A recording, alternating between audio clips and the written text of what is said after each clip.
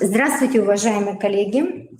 Мы с вами собрались для того, чтобы рассмотреть типичные ошибки и те изменения, которые появятся в КИМах, ну, конечно, в 2020 году, в 2021 году. И если они, эти изменения, мы сейчас с вами немножечко обсудим как раз вот касательно химии. Я не задержу вас очень долго, но если у вас есть вопросы, будут вопросы, вы, пожалуйста, сразу же пропишите или озвучьте. Будут записывать, да, в чате? Угу. Так, если можно, давайте мы с вами... Угу.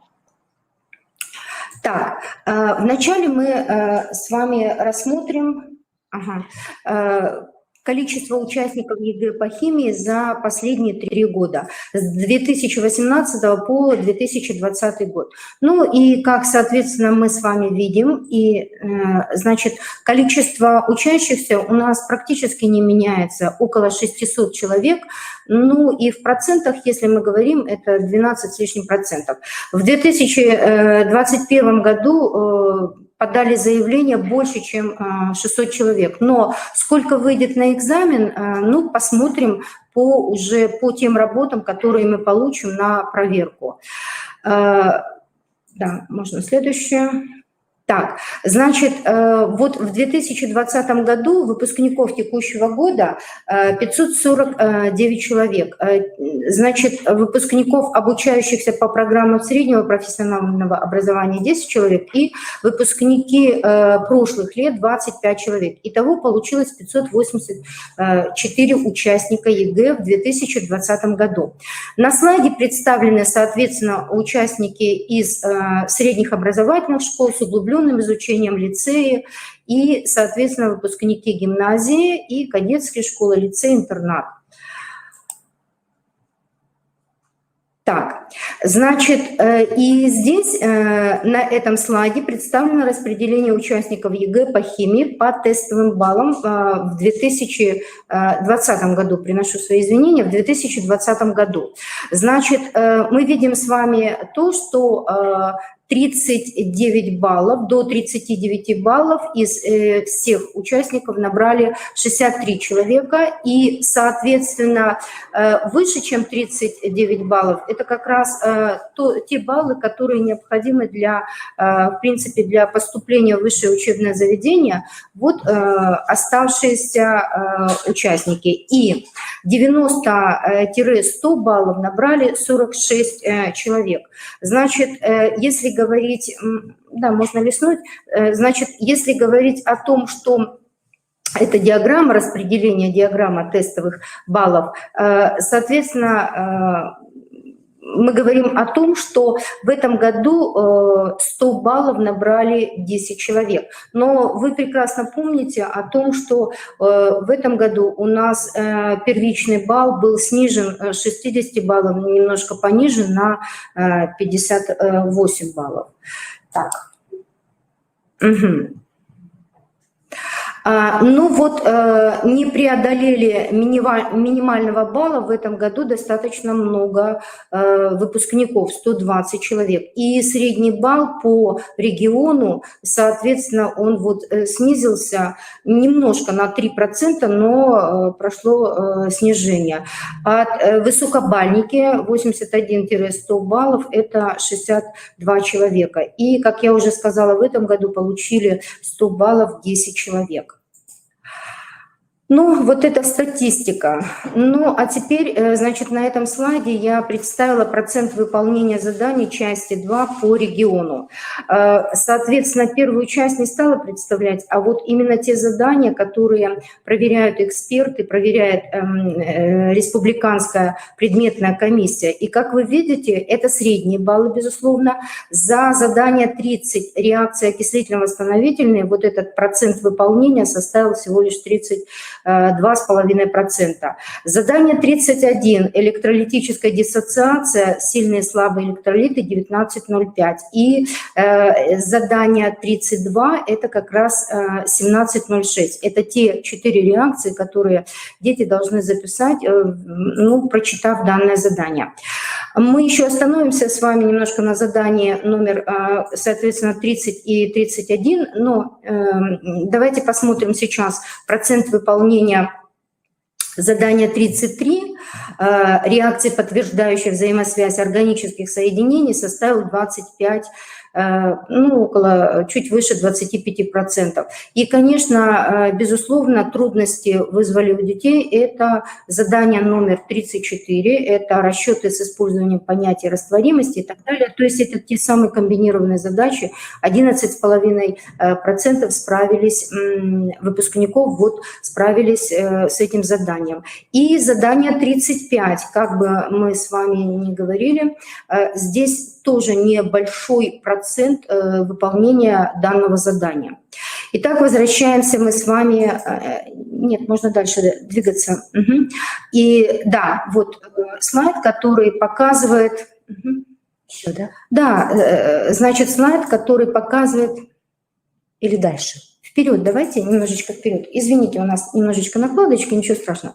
Да, вот они, слайд, который показывает, как распределение выполнения заданий по группам учащимся. Значит, первый столбик – это номер задания, дальше процент выполнения по региону, то бишь по республике, и, соответственно, процент выполнения в группе преодолевших минимальный балл или не преодолевших. И рассмотрите, пожалуйста. Вот посмотрите, задание номер 30. Значит, процент выполнения в группе, набравших 81-100 баллов, тестовых баллов. Здесь достаточно высокий процент выполнения. Но хотя мы видим, что те дети, выпускники, которые не преодолели минимальный балл, то здесь 0%, конечно. И, соответственно, процент выполнения в группе, набравших, так скажем, среднее количество баллов, 61-80 тестовых баллов, тоже достаточно высок.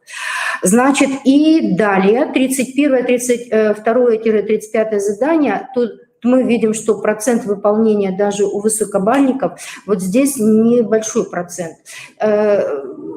31 задание, то задание реакции ионного обмена вызывает у детей, у выпускников вопросы. Наверное, чуть-чуть я остановлюсь потом далее вот на этих вопросах. И 35 задание – это органическая химия, там, где необходимо установить молекулярную формулу, далее структурную формулу и записать уравнение реакции. Но давайте сначала, наверное, вот к 30-му заданию мы с вами двинемся и посмотрим. Итак, значит, выводы, выводы, которые сделали после того, как провели анализ работ, анализ результатов, то, соответственно, мы видим, что перечень элементов, которые, в принципе, можно считать достаточными, то есть в данном случае выпускники эти темы и предметные умения, в принципе, умения и виды деятельности, они овладели.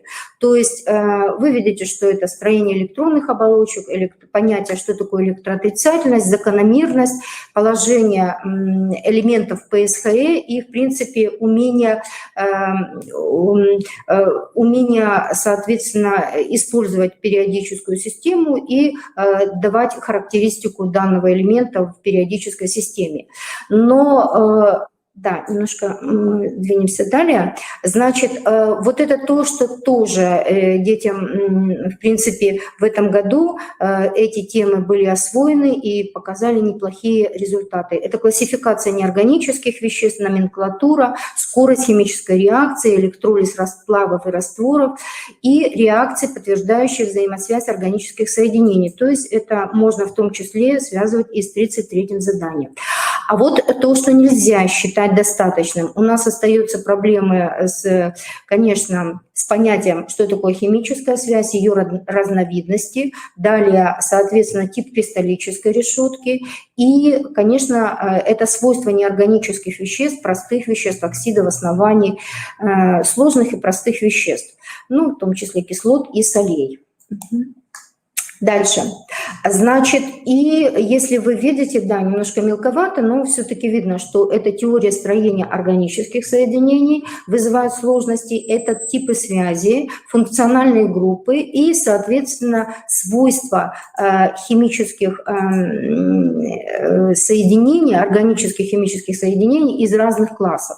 Значит, вот это проявляется не только в первой части контрольно-измерительных материалов, но это хорошо проявляется и в 33-м, и в 35-м задании. Особенно в 35-м задании, когда речь идет о том, что нужно записать уравнения химических реакций, которые представлены в этом 35-м задании, или 33-е задание – это генетическая связь между классами органических соединений. Угу. Так. Ну, это тоже вот то, что с трудом большая часть учащихся, конечно, осваивает. Это реакция окислительно-восстановительная. Вот реакция окислительно-восстановительная – это, конечно, те решения, которые представили выпускники в 30-м задании. То есть мы помним, что там небольшой процент у нас по региону выполняет это задание, поэтому в данном случае, конечно, окислительно-восстановительные реакции вызывают, в общем-то, до сих пор вопросы. И как это все выполнить и на что обратить внимание, вот, наверное, мы сейчас с вами и посмотрим. Давайте мы с вами двинемся на изменения. Значит, вот то, что мне как раз и надо.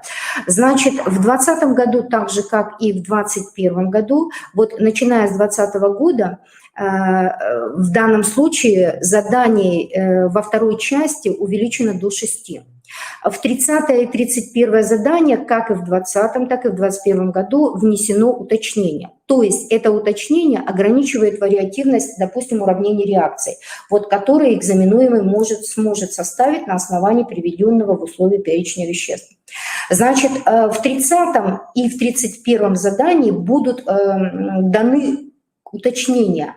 Они касаются признаков протекания реакции. В зависимости от того, в данном случае может быть какой-то приведен квалификационный признак или будет оговорено, с какими веществами должно прореагировать, допустим, там, кислая соль, средняя соль, или в данном случае может как раз в данных заданиях касаться как раз признака протекания реакции. Какие признаки вызывают, давайте в 31 задании сразу же уйдем, и какие уточнения. Еще листаните, давайте 31. Ага, так, 30. Вот, смотрите. Значит, это двухбалльное задание. Максимально получается 2 балла. Значит, 1 балл ставится за молекулярное уравнение. Молекулярное уравнение выпускники должны составить в зависимости от того, какие уточнения даны в этом задании. И очень часто в задании 31 могут звучать такие слова, как «видимых признаков реакции не наблюдается». Но мы до сих пор встречаем работы, в которых, допустим, дано именно такое условие, а учащиеся могут взять как раз вещества из перечня, которые изначально являются нерастворимыми веществами и добавляют, допустим, гидроксид меди-2, и добавляют серную кислоту. И, в принципе, да, конечно, там получаются растворы, но это же с видимыми признаками. То есть дети невнимательно читают 31 задание. И это, конечно, двухбалльное задание, в принципе, уходит в ноль, потому что если ребенок выбирает изначально неправильные вещества, то есть эти вещества не отвечают условию данного задания, то мы говорим о том, что не проверяется ни молекулярное уравнение, ни полные ионы, ни сокращенные ионы. До сих пор дети пропускают заряды ионов. Заряды ионов не всегда прописывают. Дело в том, что эксперт проверяет и полное ионное уравнение, и сокращенное ионное уравнение. И происходит следующее, что очень часто бывает, когда мы проверяем, мы видим, что, допустим, либо в одном, либо в полном ионном, либо сокращенном не прописаны заряды ионов, либо заряды ионов прописаны неправильно. Вот на это эксперт обращает внимание, и, к сожалению, 1 балла ребенок, 1 балл ребенок может потерять вот за то, что неправильно составлено, неправильно записан заряд ионов. Значит, и еще один нюанс. Мы говорим о том, что в задании номер 31 в данном случае в сокращенном ионном уравнении коэффициенты должны быть сокращены. Если они кратные, они сокращаются. Если остаются вот эти коэффициенты, то, значит, вычеркивается этот балл, и ребенок получает за молекулярное только уравнение. Указывать осадок газ не обязательно в данном случае. Значит, задание номер 31, оно сегодня... Как бы нам не хотелось, 31 задание, вот, знаете, оно сейчас непростое задание. То есть встречаются такие соединения, с которыми очень часто в школах не работают ни учителя, ни учащиеся. Это могут быть и соединения... Во-первых, это, конечно, кислые соли. И свойства кислых солей я бы рекомендовала учителям, которые готовят детей к ЕГЭ, вот, в принципе, обратить на это внимание. Это, значит, соединение стронция, достаточно сложные соединения, и как происходит образование из кислых солей в присутствии данной щелочи, каких веществ, на это тоже обращать внимание нужно.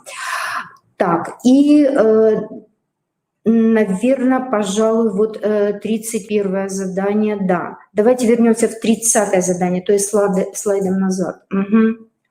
Значит, что мы видим с вами в 30-м? Значит, вот посмотрите, 30-е задание, будут даны вещества. И с 2019 года за задание 30 можно получить максимально всего лишь 2 балла. Первый балл ставится за молекулярное уравнение, за то, как учащиеся подбирают и выбирают окислители и восстановители и среду раствора. И как раз выбор окислителя и восстановителя, вот этот выбор основывается на те ограничения и те условия, которые даны в задании. Ну, например, там могут быть в задании, безусловно, в результате химической реакции образуется газ, в результате химической реакции образуется 1 соль там, и 1 газообразное вещество и так далее. То есть умение выбрать вот именно правильно окислителя и восстановителя как раз приведет вот к успешному решению данного задания. И в зависимости от этого, как составит выпускник данное уравнение, продукты реакции, соответственно, расставит коэффициенты, вот выпускник получает 1 балл за молекулярное уравнение. А далее 2 балл идет за составление баланса и указание окислителя-восстановителя. Ну, сразу надо бы вот сразу же проговорить тот момент, что правильное обозначение степени окисления – это тоже залог успеха. То есть не всегда дети понимают разницу между степенью окисления и зарядов ионов. И иногда понятие заряд иона переносят в задание номер 30. Не всегда заряд ионов и степень окисления совпадают по своему значению и по своему понятию. Поэтому вот здесь очень аккуратно мы рассматриваем с вами и именно проговариваем на факультативах, на уроках, говорим о том, что задание 30 и это задание, и когда мы пишем окислительно-восстановительные реакции, мы используем степени окисления.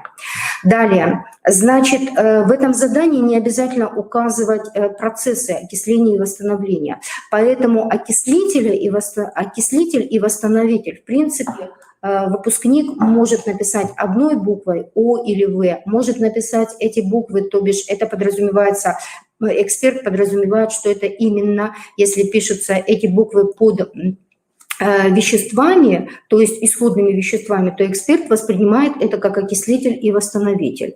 Это могут быть записи в балансе, иногда вот, допускают себе учащиеся записывать баланс и рядышком ставить тире и писать слово окислитель, что является окислителем, восстановителем. Хотя, наверное, это Ну, записываем мы, да, в школах, записываем, хотя на самом деле, когда пишется электронный баланс, то там, конечно, процессы это окисления и восстановления, или можно ниже записать, что является окислителем-восстановителем. И желательно, очень обязательно, чтобы в балансе обязательно присутствовали множители. То есть, во-первых, наименьшее общее кратное, желательно, чтобы прописывали учащиеся, и, исходя из этого, прописывали множители, то есть это те числа, которые появятся, это будут коэффициенты перед продуктами реакции или и перед окислителем и восстановителем. То есть если не прописаны множители, вот здесь уже возникают вопросы, и если к тому же еще эти множители равно коэффициенты не проявятся в окислительно-восстановительной реакции, то, конечно, здесь пойдет снижение баллов. Поэтому вот на таких нюансах, конечно, на такие нюансы нужно обращать внимание и, наверное, каким-то образом научить в данном случае отработать запись как раз электронного баланса. Значит, электронный в данном случае окислительно-восстановительный процесс может быть отражаться с помощью не только электронного, но и электронно-ионного баланса. Если это все правильно составлено, почему бы и нет? То есть может электронный, может быть электронно-ионный баланс. Так, вот 30-е задание, да, начиная с прошлого года, оно вызывает, конечно, много вопросов. Так же, как и 31-е задание. Значит, еще раз мы проговариваем с вами, что 31-е задание, если в результате химической реакции ионного обмена нет видимых признаков, то, скорее всего, образуются, конечно, слабые электролиты, которые на ионы не расписываем. Ну, и вот здесь спорный вопрос, но, тем не менее, как бы комиссии, ну, скажем так, по стране договариваются о том, что у нас есть проблемное вещество, это H3PO4, это ортофосфорная кислота, которая считается, что это электролит средней силы. Но если этот электролит у нас рассматривается в 31-м задании и продуктом реакции, мы с вами его не расписываем. Расписывать этот электролит можно только по первой стадии. Вот, значит, поэтому тоже обращайте на это внимание и проговорите, что если учащемуся попадется такое вещество, то лучше его оставить в молекулярном виде. 32-е задание. Вот 32-е задание, в модель задания 32-го, которое как раз проверяет умение составлять реакции, отражающих взаимосвязь веществ различных классов неорганических веществ, то вот изменений здесь не внесено. Максимальное количество баллов за правильное выполнение равно 4. Далее, есть один нюанс. В данном случае, если учащийся при составлении данных уравнений удваивает коэффициенты или записывает дробные коэффициенты, то мы в данном случае, ну, как бы считается, что запись правильная. Единственное, что не хотелось бы видеть вот в этих уравнениях, когда ребенок в качестве реагента использует воду, и эта вода записана и справа, и слева, знак равенства. Ну, естественно, что такое уравнение не принимается за правильное. Эксперт снижает балл за это уравнение, потому что если вы пишете его и в исходных веществах, и в продуктах реакции, но эта молекула должна сократиться. То есть мы должны с вами получить именно уравнение, а не схему. И задание 32-е, оно, конечно, очень сложное на сегодняшний день с той точки зрения, что эти задания, конечно, в уравнении реакции, 4 уравнения реакции, и если там попадается реакция ионного обмена, то это очень здорово. А в основном это идут окислительно-восстановительные реакции, это может быть совместный гидролиз идти, это может быть электролиз, поэтому здесь задание, на самом деле, 32-е, оно очень сложное. И еще еще? В задании 32 все чаще и чаще опять-таки проявляются свойства основных и кислых солей. Это, во-первых. Во-вторых, соединение некоторых элементов, ну, которые тоже действительно в школах так много не обсуждаются и не встречаются на уроках химии. И к тому же есть еще, ну, например, это, конечно, соединение фосфора.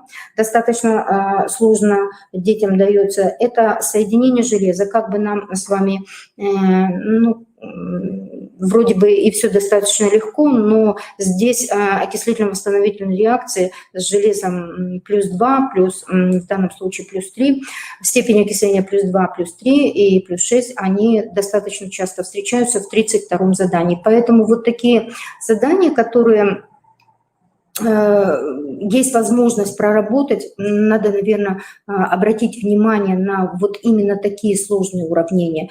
Ну, я бы так порекомендовала, потому что все сложнее и сложнее это задание. Так, 33-е задание. Значит, мы говорим о том, что максимальное количество здесь баллов – это 5, безусловно. Значит, за каждое уравнение реакции дана цепочка. И беда заключается в том, что на сегодняшний день, в принципе, это уже не первый год, здесь снижено число известных промежуточных продуктов реакции. То есть цепочка будет, ну, грубо говоря, закрытая или полузакрытая. Да? Значит, условия проведения реакции могут быть не прописаны. Но если учащийся составляет уравнение реакции, он, в принципе, условия проведения реакции может не прописывать. Но здесь есть нюанс. Выпускники бывают, ну, не знаю, по какой причине, прописывают эти условия проведения реакции, и они не всегда, эти условия, записаны правильно. То есть если условия не отвечают продукту реакции, то вот здесь, конечно, обращаем внимание на то, что это не сформированные понятия, знания, и, следовательно, мы снижаем за это балл. Да, конечно, задание номер 33 на сегодняшний день, оно считается достаточно сложным, и небольшое количество выпускников справляются с этим заданием 33. Отнюдь идут реакции не школьного курса. То есть здесь в задании 33 нужно обращать внимание на то, что нужно знать свойства органических соединений, плюс и еще нужно знать способы получения этих самых органических соединений и обращать внимание. Ну вот, пожалуй, 33-е, да, 34-е. Значит, вот 34-е задание, да, там тоже не внесены вроде бы никакие изменения в модель задания 34, 4 балла. Первый балл ставится за правильно составленное уравнение реакции, второй балл ставится за то, что ребенок смог использовать физические величины, приведенные в данной задаче, и сделал, скажем так, переход, логический переход на дальнейшее решение. Третий балл – это использование вот, и проявление вот тех логических рассуждений, которые появятся в этой задаче, исходя из тех данных, которые даны в задании 34. Ну и четвертое, как правило, вот этот балл, он небольшой, но тем не менее он приводит к тому, что можно рассчитать там массовую долю, допустим, химического соединения смеси или массовую долю, там, допустим, растворенного вещества и так далее.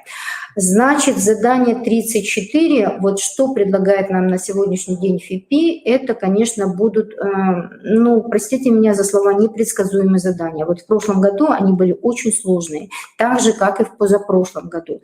То есть, понимаете, вот здесь нужно, наверное, вот предложить жесткого алгоритма решения данного задания, наверное, не удастся. То есть мы должны с вами выпускников научить таким образом, чтобы они, ну вот, скажем так, из уравнений реакции могли дальше построить рассуждения. Это, конечно, очень сложно, но приходится именно так. Задание 34, если вы помните, в прошлом году было на атомистику, что будет в этом году, даже, ну, предсказать я боюсь вот с этим заданием.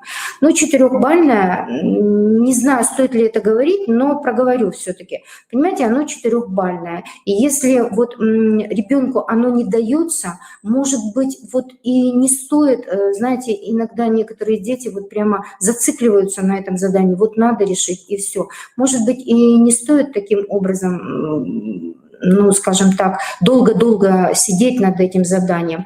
Может быть, как-то вот направить таким образом ребенка, что ребенка, может быть, решить часть номер 1 получше, обратить внимание, и остальные задания. Да, это очень сложное задание, да, не всем оно дается, но иногда бывает, что уравнение реакции и, допустим, физические величины, которые даны в этом задании, можно использовать и, в принципе, получить 2 балла, если дальше оно не пойдет.